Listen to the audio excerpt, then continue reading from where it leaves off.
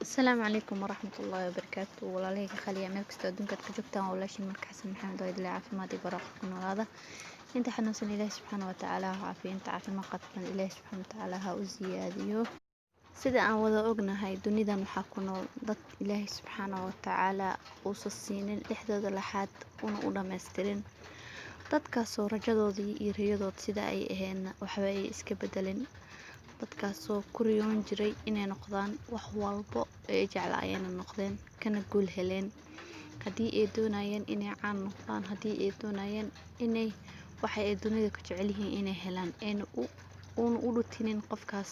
lixdiisii lixaad ee kaamil aanan ahayn waxaad arkaysaa qof lixdiisii lixaad aan dhammaystirneen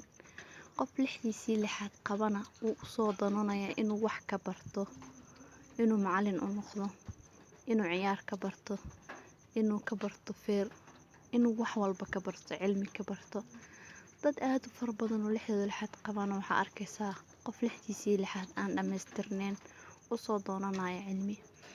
dad waxaa arkaysaa lixdoodii lixaad qabaan aana ka faa'iidaysanin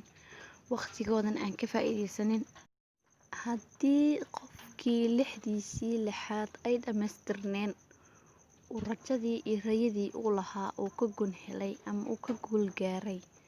maxaa kuu diidaya adigoo ilaahi subxaana wa tacaala nimcooyin aad u fara badan ku siiyey oo lixdaada lixaad kuu dhammaystiran tahay inaad ka guun gaartid ama aad ka guulaysatid riyada aad ku nooshahay ee ah mar walba waxaad samaynaysid inaad riyo uun ku dhex samayso oo ficilba meesha uusan oolin marka waxaa lagaa doonayaa inaad hadda istaagtid una istaagtid waxaad ku riyoonaysay inaad wax barato inaad wax qabsato inaad shaqaysato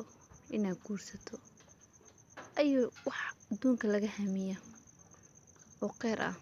inaad hamiso inaad qur-aanka dhammayso inaad sheekh noqoto wax walba oo aad haminaysid hadda u istaag beri waxaa maanta qaba lahaydna beri haminin inaad qabatid wixii ku dhaafeen way ku dhaafeen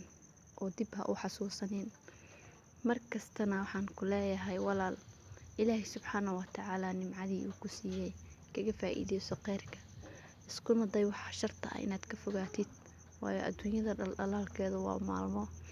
qof walbana imtixaan ku filan uu haystaa qofka hantiilaha ah qofka awlaada la siiyo qofka awlaada aan la siin qofka curyaanka ah qofka cagihiisii iyo wax walba loo dhammaystiray intaba in ku filan way haysataa